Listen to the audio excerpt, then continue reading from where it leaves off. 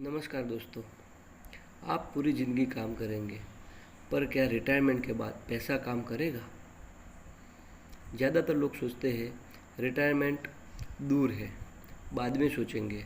लेकिन रियलिटी ये है, जब रिटायरमेंट आते हैं तो पैसा आना बंद हो जाता है, खर्चे कम नहीं होते हैं और जो भी सेविंग है वो फटाफट ख़त्म हो जाती है। मैं हूँ Vasu Prajapati, retirement planning expert.